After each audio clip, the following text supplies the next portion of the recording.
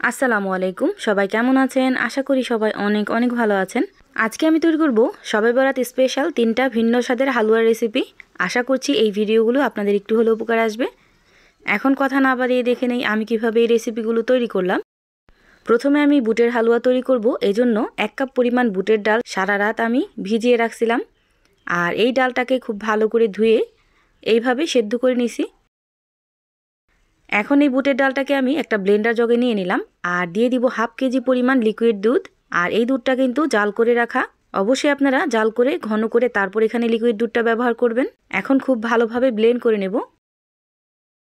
আর এই তো দেখতেই পাচ্ছেন একদম মিহি পেস্ট করে আমি ব্লেন্ড করে নিছি। এখন আমি বুটের হালুয়াগুলো রান্না করে নেব। এজন্য একটা হাঁড়িতে দিয়ে দিলাম গোটা গরম মশলা, দিয়ে দিলাম 2 চামচ পরিমাণ ঘি, দিয়ে দিব 3 চামচের মতো রান্নার সাদা তেল। আপনারা চাইলে সম্পূর্ণ কিন্তু ঘি দিয়ে রান্না করতে পারেন বা শুধু সাদা তেল দিয়েও কিন্তু রান্না করতে পারেন।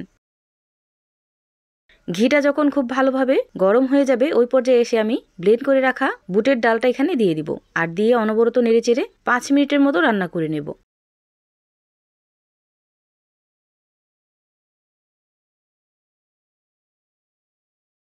পাঁচ মিনিট রান্না করার পর এইরকম কিন্তু ঘন হয়ে আসছে। এখন এখানে দিয়ে দিব হাফ কাপ পরিমাণ চিনি। এখানে অবশ্যই মিষ্টির পরিমাণটা আপনারা বুঝে তারপর দিয়ে দিবেন। এখন চিনিটা দিয়ে খুব ভালো করে নেড়েচেড়ে মিশিয়ে নিতে হবে। আর যতক্ষণ পর্যন্ত একদম ঘন হয়ে না আসছে ততক্ষণ পর্যন্ত খুব ভালোভাবে রান্না করে নিতে হবে।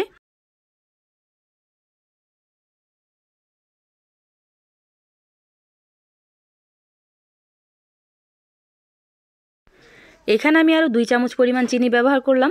আপনারা আপনাদের মিষ্টির পরিমাণ বুঝে তারপর চিনিটা অ্যাড করবেন। এভাবে বুটের হালুয়া রান্না করলে একদম কম সময়ে কিন্তু আপনারা বুটের হালুয়া রান্না করতে পারবেন।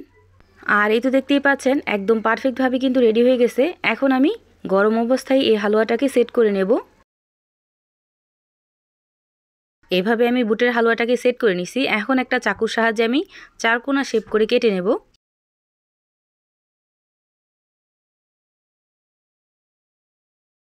আপনারা চাইলে কিন্তু এইভাবেও ডিজাইনটা করে নিতে পারেন। একটা সাজের ভিতরে দিয়ে এইভাবে চাপ দিলে কিন্তু সুন্দর একটা ডিজাইন হয়ে যায়। আর এই তো দেখতেই পাচ্ছেন তৈরি হয়ে গেল বুটের হালুয়া। ডেকোরেশনের জন্য উপর দিয়ে আমি কিছুটা পরিমাণ কাজু বাদাম দিয়ে দিলাম কিছুটা কিশমিশ, আপনারা চাইলে নাও দিতে পারেন। এখন আমি সুজির হালুয়া তৈরি করে দেখাবো। সুজির হালুয়া তৈরি করার জন্য একটা ফ্রাই প্যানে প্রথমেই কিন্তু আমি 2 চামচ পরিমাণ ঘি দিয়ে দিয়েছি। আর ঘিটা যখন গরম হয়ে গেছে ওই পর্যায়ে এসে আমি হাফ কাপ পরিমাণ সুজি এখানে দিয়ে খুব ভালোভাবে ভেজে নেব। সুজিটা যখন খুব ভালোভাবে ভাজা হয়ে যাবে ওই পর্যায়ে এখানে আমি দিয়ে দিব হাফ কেজি পরিমাণ লিকুইড দুধ। এখন অনবরত নেড়েচেড়ে সব কিছু একসাথে মিশিয়ে নিতে হবে। এই পর্যায়ে এসে আমি কিছুটা গোটা গরম মশলাও দিয়ে দিয়েছিলাম।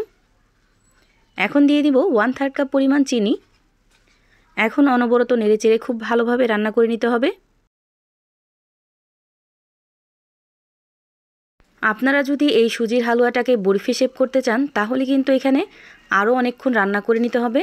আর যদি পাতলা করতে চান তাহলে এই অবস্থায় চুলাটাকে অফ করে দেবেন। এখন এখানে দিয়ে দিব সামান্য পরিমাণ লবণ। আর এই তো দেখতেই পাচ্ছেন একদম পারফেক্টভাবে তৈরি হয়ে গেছে। এখন আমি এই সুজির হালুয়াটাকে 4 কোণা শেপের একটা বক্সে এইভাবে রেখে দেব। আর এই কাজটা কিন্তু গরম অবস্থায় করতে হবে, ঠান্ডা হলে কিন্তু সুন্দরভাবে আর শেপটা আসবে না। এখন এই সুজির হালুয়াটাকে আমি ঠান্ডা হওয়ার জন্য কিছুক্ষণের জন্য রেখে দেব। আর এই তো দেখতেই পাচ্ছেন একদম পারফেক্টলি ঠান্ডা হয়ে গেছে। এখন একটা চাকুর সাহায্যে আমি কেটে নেব। আপনারা আপনাদের পছন্দ মতো কিন্তু কেটে নিতে পারেন। ডেকোরেশনের জন্য উপর দিয়ে আমি কিছুটা চেরি ফল দিয়ে দিলাম। আর এই তো তৈরি হয়ে গেল সুজির বরফি হালুয়া। এখন আমি তৈরি করব গাজরের শাহি হালুয়া। প্রথমে এখানে নিয়ে নিছি 1 কেজি পরিমাণ গাজর। গাজরটাকে খুব ভালো করে ছিলে ধুয়ে এইভাবে টুকরো টুকরো করে কেটে নিছি। এখন এই গাজরগুলোকে পরিমাণ মতো পানি আর লবণ দিয়ে খুব ভালোভাবে সেদ্ধ করে নেব।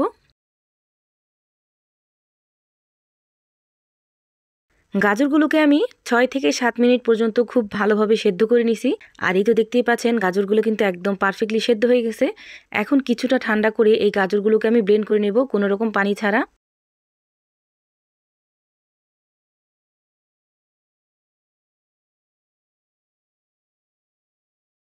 গাজরটাকে আমি একদম মিহি পেস্ট করে ব্লেন্ড করে নিছি। এখন আমি সন্দেশটা তৈরি করতে চলে যাব।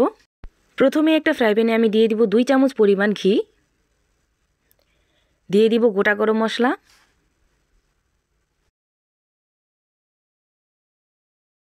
দিয়ে দিব ব্লেন্ড করে রাখা গাজর। এখন ঘিয়ের সাথে খুব ভালো করে মিশিয়ে নিতে হবে আর 5 মিনিটের মতো রান্না করে নিতে হবে।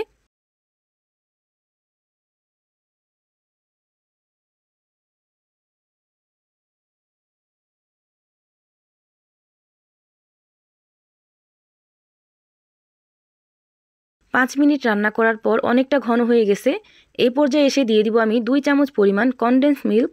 এখন সব কিছু আবার খুব ভালো করে মিশিয়ে নিতে হবে। এখন অনবরত নেড়েচেড়ে আরও 5 মিনিটের মতো রান্না করে নেব।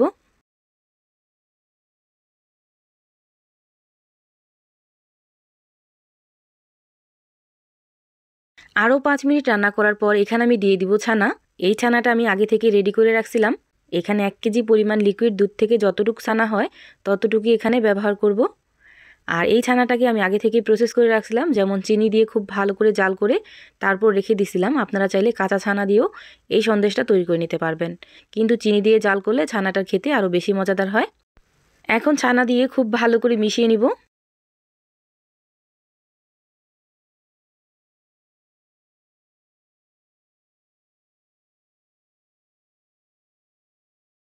ছানাটাকে আমি খুব ভালোভাবে মিশিয়ে নিছি। আর এখন চুলার আঁচটা মিডিয়াম করে দিয়ে অনবরত নেড়েচেড়ে অনেকটা ঘন করে নিতে হবে। এই সন্দেশটা তৈরি করতে একটু সময়ের প্রয়োজন, কিন্তু খেতে কিন্তু অসম্ভব মজা হয়। 1 থেকে 1.5 চামচ পরিমাণ পানি নিয়ে নিছি আর দিয়ে দিব 1 চামচ পরিমাণ কর্নফ্লাওয়ার। এখন এই কর্নফ্লাওয়ারটাকে খুব ভালো করে মিশিয়ে নিব। কর্নফ্লাওয়ারটাকে খুব ভালোভাবে মিশিয়ে নিছি। এখন আমি এই মিশ্রণটা এখানে দিয়ে দিব। কর্নফ্লাওয়ারটা দেওয়ার সাথে সাথে অনবরত নেড়ে কিন্তু মিশিয়ে নিতে হবে, না হয় কিন্তু দলা পাকিয়ে যাওয়ার সম্ভাবনা থাকতে পারে। এভাবে আমি কর্নফ্লাওয়ারটাকেও খুব ভালোভাবে মিশিয়ে নিছি। এখন এখানে দিয়ে দিব 1 চামচ পরিমাণ কনডেন্স মিল্ক, 1 চামচ দিয়ে দিব ঘি। এখন আবার সব কিছু খুব ভালো করে মিশিয়ে নিতে হবে।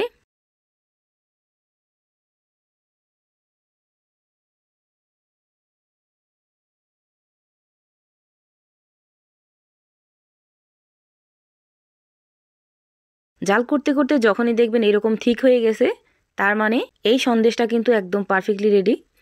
এখন চুলাটাকে অফ করে গরম অবস্থায় এই মিশ্রণটাকে একটা প্লেটে ঢেলে নিতে হবে। সবটুকু সন্দেশ আমি এইভাবে নামিয়ে নিছি একটা প্লেটে। এখন গোটা গরম মশলাগুলো উঠায় ফালাই দিতে হবে। আমার এই ভিডিওর কোনো অংশ যদি আপনাদের কাছে ভালো লেগে থাকে তাহলে লাইক, কমেন্ট অ্যান্ড শেয়ার করতে ভুলবেন না। আর এই তো দেখতেই পাচ্ছেন কিছুটা ঠান্ডা হয়ে গেছে। এখন আমি চাকু দিয়ে কেটে নেব।